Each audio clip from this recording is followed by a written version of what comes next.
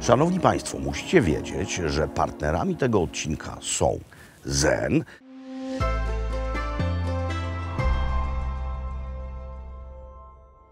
a posiadacze karty Zen mogą korzystać z tak zwanych zenefitów. Czyli jeśli kupimy wadliwy produkt lub usługę, to Zen zwraca nam pieniądze i sam przejmuje ciężar sporu ze sprzedawcą.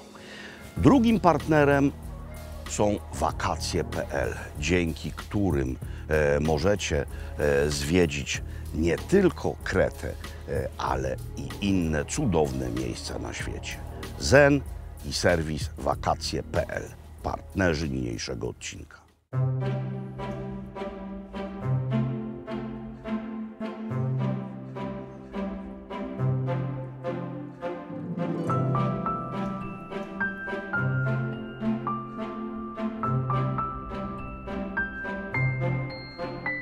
Szanowni Państwo, moi drodzy, kłaniam się nisko z Krety i na wstępie chcę powiedzieć niezwykle ważną rzecz.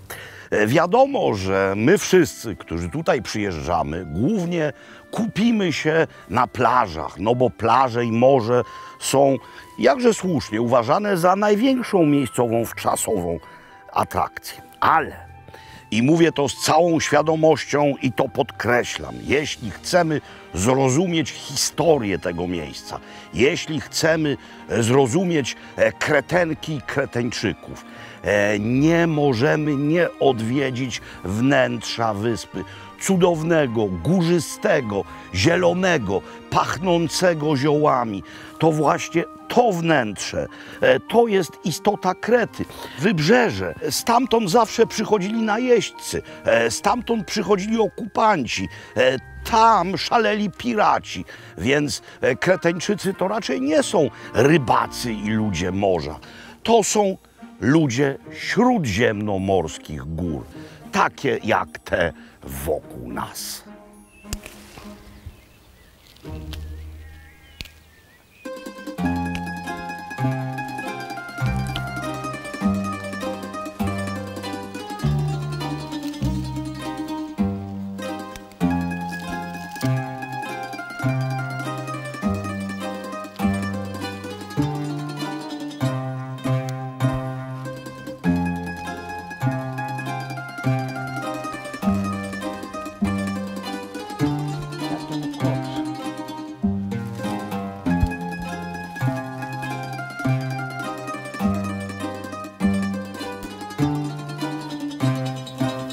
Drodzy Państwo, mamy okazję podejrzeć czynność dla przyjezdnych magiczną, a dla miejscowych codzienną. Mianowicie pani Kostula, która mieszka w wiosce poniżej, niemal codziennie w sezonie wybiera się, by zebrać coś takiego, dziko rosnącą zieleninę. To jest pani Katerina, która jest miejscową dziennikarką i entuzjastką tutejszej kuchni. No i chcemy wam pokazać właśnie tę magię. General name of that thing is horta. Yes. And this is one of the spirit of Cretan cuisine. Yes. The general name is agria horta, like Agria horta. wild greens. And it's growing in the winter, sometimes till spring, Yes. because it needs water, it needs rain, and it's till now a very fundamental part of local diet. Yes.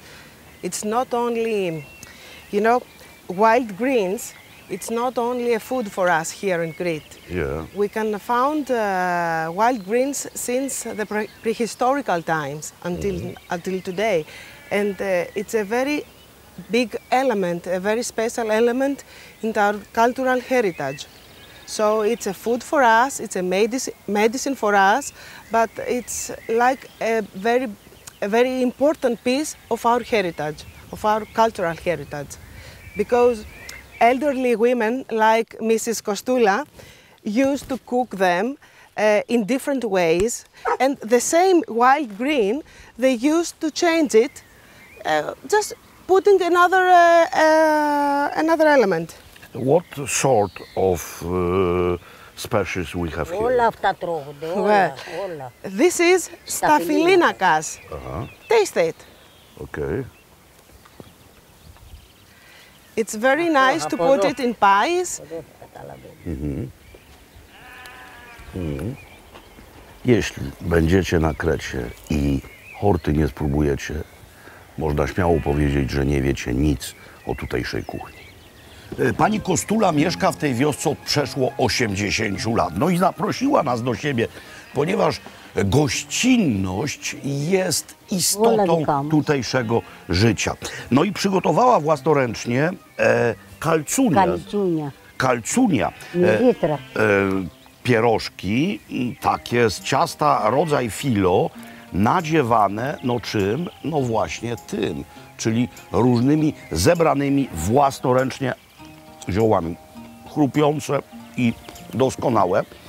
Mamy miejscowy ser, mamy oliwę, mamy oliwki, mamy chleb, no i mamy w końcu raki domową, czyli tutejszy destylat z winogron. Tak, bo to jest również element zdrowej diety i długowieczności. Καλώς ορίσατε. Ja mas. Άντε στην υγειά σας.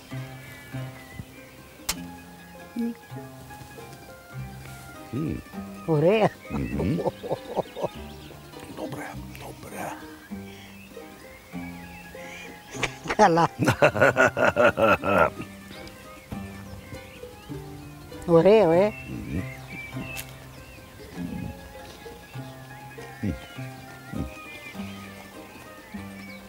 Jeszcze raz przyjrzyjmy się tej pięknej górskiej scenerii. To jest właśnie owo słynne kreteńskie terroir. I skonstatujmy, że skarby zebrane przez panią Kostulę nie mogą się zmarnować. Co trzeba zrobić z hortą? Jak się ją zbierze? Trzeba ją przebrać, trzeba te zielska to pejoratywne słowo, te cudowne ziółka umyć i trzeba je przygotować w jaki sposób? One będą duszone, no i to jest wiotkie, gibkie i cienkie, więc udusi się szybciej, więc trzeba teraz końcówki odkroić i właśnie w ten sposób naciąć, żeby to wszystko po wrzuceniu do garnka mniej więcej w tym samym czasie doszło. Tak to zostało zrobione. Od czego zaczynamy? No zaczynamy od tego, od czego na Krecie w zasadzie rozpoczyna się każdą niemal opowieść kulinarną. Mianowicie zaczynamy od oliwy.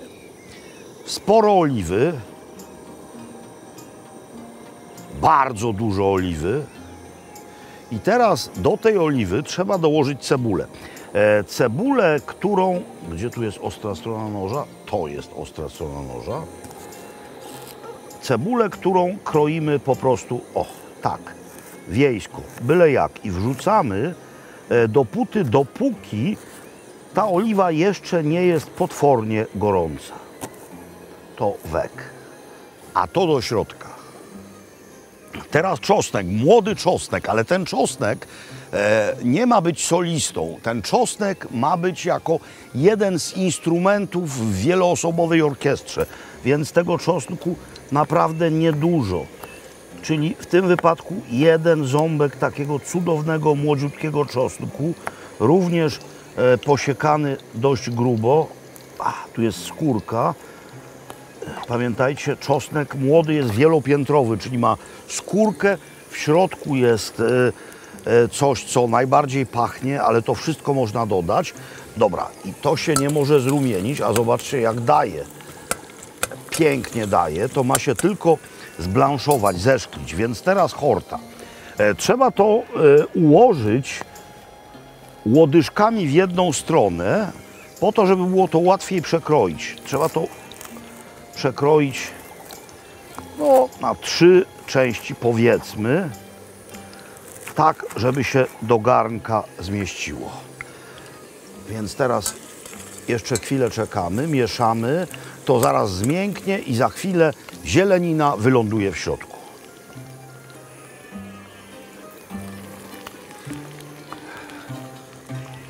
To na razie wygląda trochę tak jak przy dodawaniu szpinaku do garnka. Wydaje nam się, że tego jest ogrom, ale to za chwilę siądzie.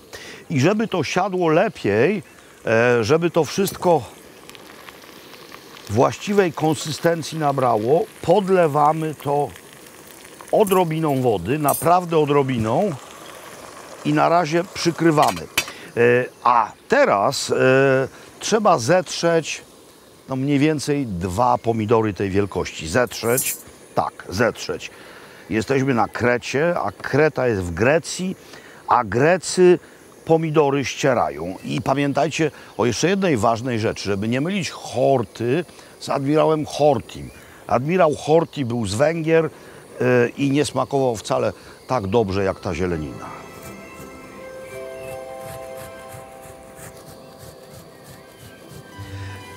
To są wszystko ekstatyczne rzeczy, to jest prostota, to jest mądrość miejscowych ludzi, to są setki lat tradycji, to jest w końcu bieda, która zmuszała ludzi do eksperymentów kulinarnych. No przecież nikt z własnej woli nie chce chodzić po tym lesie i patrzeć pod nogi, by zbierać zioła, ale kiedy trzeba, to trzeba. Dzięki Horcie Kreteńczycy przetrwali różne okupacje niezwykle srogie i to jest ich duma. No właśnie stąd się biorą różne genialne kulinarne pomysły.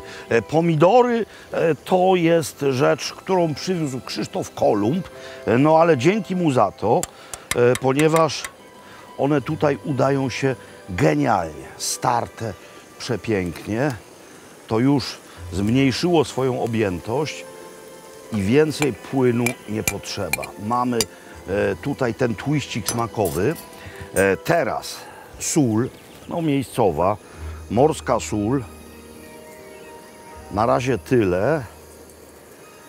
I co jeszcze? Oregano, rzecz jasna, czyli również coś, co się tutaj zbiera, co się suszy i co pachnie nieziemsko. Miejscowe oregano to jest po prostu narkotyk zapachowy, to jest fabryka perfum. Żaden Dior, Chanel ani Tom Ford nie są w stanie syntetycznie wytworzyć tak genialnych zapachów, jak to, co daje tutejsza ziemia. No bo jeśli mamy taką szczyptę oregano, jeśli to rozetrzemy w dłoniach, to potem, jeśli tychże dłoni nie będziemy zbyt uporczywie myli w różnych roztworach myjących, to nasze palce będą pachnieć tym właśnie terroirem. Dobra, to teraz trzeba przemieszać. No i co trzeba zrobić? Nic. Trzeba to przykryć i zaczekać, aż się udusi. Tylko tyle, aż tyle. Ostateczny efekt już znam, ponieważ to jadłem. No to jest pierwsza rzecz, na którą się wprost rzuciłem na Krecie. No bo gdzie indziej coś takiego znajdziecie? Horta, dzikie zioła, dzika roślinność. Tak naprawdę minimalna, nikczemna, można by powiedzieć, ilość produktów, a efekt końcowy jest powalający. Ja wiem, takie rzeczy, nie wszystkie z tych rzeczy u nas rosną, ale tak samo można zrobić, no na przykład szpinak, tak samo można zrobić lebiodę, tak samo można zrobić młode pokrzywy. Mnóstwo rzeczy u nas można zrobić tak samo, ponieważ tradycyjna, ludowa kuchnia kiedyś u nas to znała, ale już odeszła do lamusa, a tutaj cały czas funkcjonuje. Co teraz? No teraz jeszcze, jak to prawie zawsze tutaj, ten maleńki oliwny twiścik, no i chleb. Chleb, który na Krecie kładzie się na stole. Bez niego stołu w ogóle nie ma. Bez niego stół jest pusty i nieprzygotowany na przyjęcie gości. Jakie to jest piękno. Spójrzcie na te złote oka oliwy. Spójrzcie na tę zieleninę, na te mrugające plamki od pomidorów. To wszystko tworzy kompozycję jedyną w swoim rodzaju.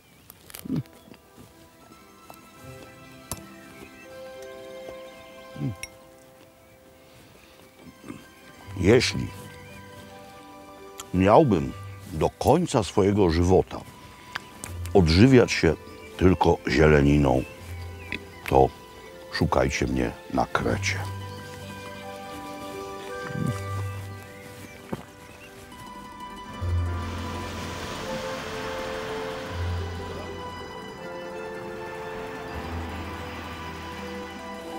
Zjechaliśmy z gór i od razu konstatuję, że niebo tutaj wygląda zupełnie inaczej. Jest niemal bez ani jednej chmurki, jest błękitne. No więc ad hoc ułożyłem od razu wierszyk. Gdy na Krecie zjeżdżasz z gór, oczy Twe nie widzą chmur. No słabe, ale dość dobrze oddaje istotę rzeczy. Te góry, bardzo wysokie, no bo najwyższy tutejszy szczyt jest wyższy niźli nasze rysy. Góry wysokie i startujące z poziomu morza, więc zatrzymują chmury, zatrzymują obłoki. Tam się może kitwasić, a tutaj mamy to, czego właśnie turyści pragną najbardziej, czyli morze oraz plaże. Drogie panie, szanowni panowie, przed wami, a i przed nami miejscowość Retymno.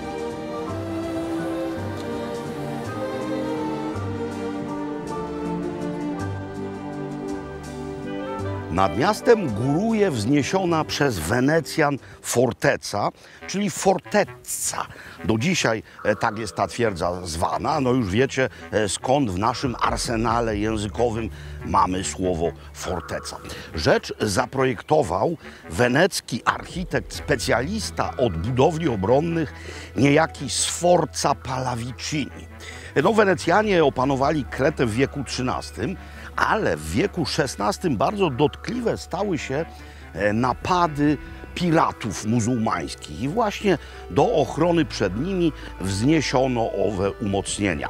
Były w rękach weneckich, tak jak i cała wyspa, no jeszcze 100 lat z małym okładem, no bo potem przyszli Osmanie. W czasach tureckich to też była twierdza, no jeszcze raz tutaj wojsko stacjonowało w bardzo szczególnym okresie. Było to wojsko niemieckie, a chodzi o II wojnę światową. Otóż w roku 1941 Niemcy przeprowadzili największą w historii II wojny światowej operację desantową. Zaatakowali Kretę głównie z powietrza, no bo na wodach królowała brytyjska Royal Navy. To była operacja Merkury. Niemieckimi spadochroniarzami dowodził generał Kurt Student.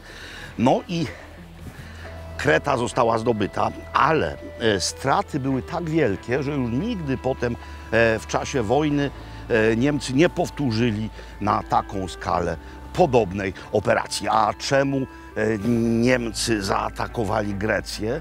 No, zaatakowali ją dlatego, że wcześniej uczynił to zazdrosny o niemieckie sukcesy Duce i dostał dość konkretny łomot, więc przyszli niejako swoim faszystowskim kolegom na odsiecz. Tutaj stacjonował garnizon niemiecki, tu było więzienie, tutaj spali żołnierze. Teraz to, dzięki Bogu, jest tylko atrakcja turystyczna.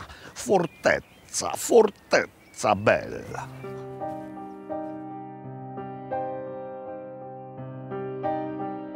Jesteśmy jeszcze przed sezonem, zatem miejsc w restauracjach jest więcej niż turystów. To nie znaczy, że turystów w ogóle nie ma, ale turystów jest mniej niż miejsc. To się w środku sezonu zmieni. No jeszcze jest pora przedobiadowa. Dopiero za chwilę zacznie się tutaj ruch, ale jakże przyjemnie jest przejść się takimi uliczkami i podglądać, jak trwają przygotowania do tego, co się zaraz tutaj rozpocznie. Nie mam żadnej dokumentacji dotyczącej jakości konkretnych miejsc, no ale to wszystko wygląda dość godnie. No, taka witryna, mogliby tu wstawić przecież plastikowe jarzyny, a wstawili świeże. Intuicja, tym się musimy kierować.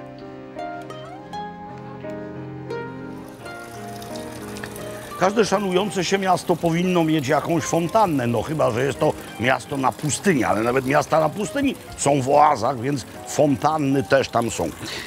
To jest chluba Retymnonu, Rimondi.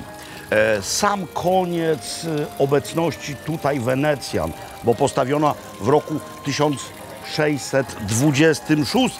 Forma nawiązuje do czasów starożytnych greckich, bo mamy korynckie kolumny, lwy w charakterze żygaczy, lwy plujące wodą, no i placyk, tutejsze miejsce spotkań, Platanos się nazywa. No i co to jest? Poza tym, że jest tu przejście, to jest to jedna wielka, przyjemna knajpka. Stary port wenecki, znacznie mniejszy niż w Hani, ale uroczy. Dziś cumują w nim niemal wyłącznie motorówki, łodzie. Duże jednostki cumują gdzie indziej, no bo też przez te stulecia niezwykle zmieniła się wielkość i wyporność dużych jednostek. Co do mnie, to wielkość się nie zmieniła, ale wyporność. Jesteśmy znów w górach, tym razem nad samym Retymnonem, w miejscu, gdzie ze skał biją liczne źródła zamieniające się w wąskie, ale niezwykle wartkie strumienie. Woda to życie, więc życie tutaj było od czasów prastarych. No, są tu ruiny starogreckiego miasta Lapa, jak chce legenda. Założył je sam król Agamemnon, wracając spod Troi. Dzisiaj ta osada nazywa się Ari-Rupoli i kryje w sobie niezwykłe miejsca. Ikona z wizerunkiem świętego Jana, no bo jesteśmy w kaplicy, chociaż jest to zarazem jaskinia. Jest to jaskinia przez ludzi przekształcona w kaplicę. Dlaczego? No, jeszcze raz to powtórzę. Woda to życie. Woda to dar boski. A właśnie tutaj bije jedno z owych źródeł. Szczerze mówiąc, w dzisiejszych czasach znacznie więcej ludzi przyjeżdża tu nie z powodu pozostałości starożytnego miasta, a z powodu jakości tutejszej gastronomii. Bowiem nad tymi strumieniami, przy tych źródłach mamy liczne tawerny, a w nich miejscową, wiejską, górską kuchnię. No i byście nie powiedzieli mi, że jestem gołosłowny. Co tu mamy? Tu mamy hortę. Hortę w postaci najprostszej, czyli hortę tylko ugotowaną. Oczywiście dużo cytryny, oliwa zawsze jest na stole. No i to nadaje się do jedzenia teraz. To jest coś o nazwie apaki. Tak to się po kreteńsku nazywa. I to jest wędzona wieprzowina, ale akurat wbiłem widelec w pomidora suszonego. Można to zamówić w wersji mięso z mięsem, ale ja mam wersję mięso razem z suszonymi pomidorami i z miejscowym serem. Do tego wziąłem jeszcze coś niezwykle sezonowego i słynnego na Krecie. Mianowicie ślimaki. Ślimaki w oliwie. No i co jeszcze? No jeszcze grzanki. Grzanki z tutejszego chleba posypane oregano. Oczywiście potraktuję to oliwą. Apaki to jest rzecz, którą tradycyjnie zamawia się do wina, ale wino dopiero przed nami, więc wziąłem kufelek lokalnego, żywego piwa z mini browaru. Tak, ten ożywczy ruch piwowarski nowy jest również obecny na Krecie i w Grecji. Dobra, mięso jest, ale jeszcze trochę pomidora, żeby był komplet. To wszystko unurzane w serze.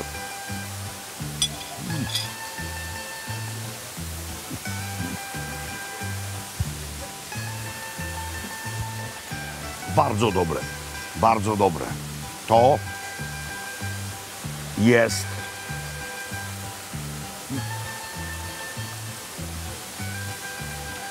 jest boskie. Lekko gorzkawe, ożywcze i wspaniałe. Horta, będę za nią tęsknił. Ślimaki. Francuzi wcale nie są jedyni na świecie, którzy ślimaki jadają. Ziemny smak, bardzo przyjemna konsystencja. I beautiful, jest pięknie. Co też dzisiejszy świat zawdzięcza starożytnym Grekom? Powiecie mitologię, no i to jest dobra odpowiedź. Powiecie filozofię, również dobrze. Ale jest coś jeszcze, co Grekom dawnym zawdzięczamy, mianowicie wino, ponieważ Grecy wszędzie tam, gdzie przemieszczali się ze swojej sadyby, czyli z Hellady, a przecież zasiedlili ładny kawał Śródziemnomorza, na przykład niezły fragment Dalmacji, to wszędzie tam, gdzie przybywali, brali ze sobą winne grona, brali sadzonki winorośli, bowiem Grecy i wino to są pojęcia ze sobą nierozerwalnie splecione. Do dzisiaj jestem przed drzwiami winiarni Durakis, kreteńskiej winiarni, która nie jest starożytna, bo założono ją w roku 1988. Ale wchodząc tutaj, będę mógł, mówiąc o tym, co mamy dzisiaj, poniekąd nawiązać do przeszłości. Tak jest niemal wszędzie na Krecie i w Grecji. Wkopana w ziemię piwnica z kamienną izolacją. Dzięki temu bez urządzeń chłodniczych, bez klimatyzacji mamy tu stałą temperaturę i wilgotność, więc idealne warunki do dojrzewania wina. No i beczki. Beczki w 90% pochodzą z Bordeaux, czyli są francuskie, w 10% z Missouri, ze Stanów. No ale to można by powiedzieć o wielu innych piwnicach winiarskich w różnych innych częściach świata. No więc przejdźmy do tego, co to miejsce wyróżnia pod każdym względem. Filoksera, czyli ten niezwykle wstrętny szkodnik, który na początku XX wieku masakrował europejskie winnice, tutaj dotarł ze znacznym opóźnieniem i nie zjadł wszystkiego do końca. Zatem na Krecie przetrwały dwa autochtoniczne sorty, mianowicie Romejko, czerwony, oraz Vidiamo, czyli biały. I do dzisiaj jest to najważniejsza rzecz w wielu miejscowych winiarniach, a w tej na pewno. Jeśli chcecie spróbować czegoś lokalnego, to właśnie te dwa szczepy to jest numero uno. To nie było po grecku. Z tych dwóch autochtonicznych odmian szczególnie ciekawa wydaje mi się odmiana Romejko. No, po pierwsze znam już słowo Romejko od dawna, bowiem był w naszej historii taki pułkownik, Marian Romejko, przedwojenny pułkownik, który napisał po wojnie dość kłamliwe zresztą pamiętniki. Ale chodzi o to, że ten szczep Romejko jest niezwykle ciekawy, gdyż da się z niego zrobić różne wina. Jest to szczep czerwony, można z niego zrobić wino białe. No to jest niby normalna procedura, gdyż bez skórek robi się po prostu wino Blanc de Noir. Ale zobaczcie, jaki to ma kolor. To nie jest Blanc de Noir, to jest Orange de Noir, czyli spontaniczna fermentacja, maceracja ze skórkami góra 2-3 dni, utlenienie, oksydacja, no i właśnie taki efekt osiągamy. Mamy teraz zalew przeróżnych pomarańczowych win, często bardzo dziwnych, ale to wcale dziwne nie jest i choć oksydacja jest warunkiem jego powstania, to nie jest ono zbytnio utlenione.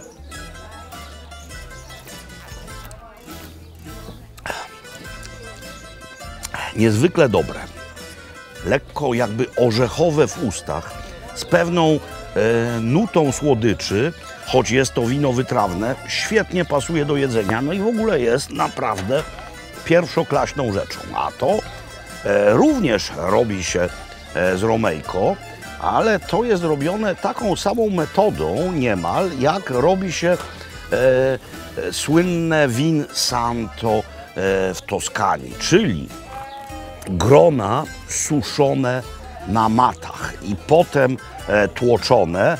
Również maceracja niezwykle krótka, no bo wino nie ma czerwonego koloru, tylko pomarańczowy. No i ponieważ suszenie sprawia, że z gron wyparowała woda, mamy tu potężną koncentrację i nos, który przypomina austriackie czy też niemieckie Trockenbeeren Auslese,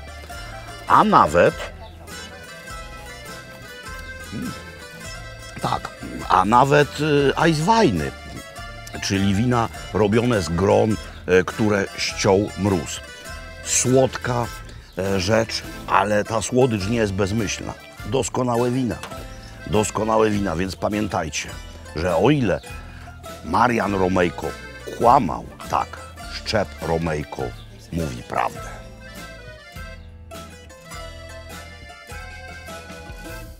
Jezioro Kurna w pobliżu wioski o nazwie Kurnas to jedyny tej wielkości słodkowodny kreteński akwen. Samoistnie to powstało, no bo z gór spływa woda i tutaj się sama spiętrzyła, powstało jezioro. Przybyliśmy tutaj w dwóch celach. Po pierwsze, przez chwilę ponapawać się tym cudownym krajobrazem, a po drugie, napawać się dłużej tym, co w okolicy dają do jedzenia. Zwykła wiejska tawerna nad jeziorem i zwykłe miejscowe zamówienie. Chciałem powiedzieć greckie, ale należałoby powiedzieć raczej kreteńskie, bo część z tych rzeczy występuje w całej Grecji, ale niektóre są charakterystyczne tylko dla Krety. Od razu spieszę wyjaśnić, że to wszystko nie jest tylko dla mnie, to jest dla całej naszej grupy. Lukanika, czyli kiełbaska, miejscowe kiełbaski pieczone na ruszcie. Lukanika, luganiga albo luganega, tak się mówi na taką kiełbasę w dialekcie weneckim. Do tego fryty, tu je ładnie widać w słońcu, jak to w całej Grecji, smażone w oliwie, a nie w oleju, posypane nie tylko solą, lecz również, co tutaj ładnie widać, suszonym oregano. To jest jagnięcina duszona, głównie w oliwie, to są kotleciki jagnięce z rusztu, to są gołąbki w liściach winogron, ryż, mięta, jogurt, to jest horta w wersji gotowanej, a tutaj jest horta w placku. Ta zieloność, która prześwituje ze środka, to właśnie ona. To jest musaka, sałatka wiejska, czyli choriatiki, ale z miejscowym kreteńskim serem. Przecudny, również z powodu wielkości, ale i grubości, kotlet cielęcy z rusztu. No i grzanki z oliwą. Tyle, tylko tyle, aż tyle. Domowe czerwone wino. Moi drodzy, podkreślam to wiele razy. Wiejskie życie to jest również niezwykle piękna rzecz. Ale dobre, kruchutkie. Nie kąpcie się po spożyciu takich porcji.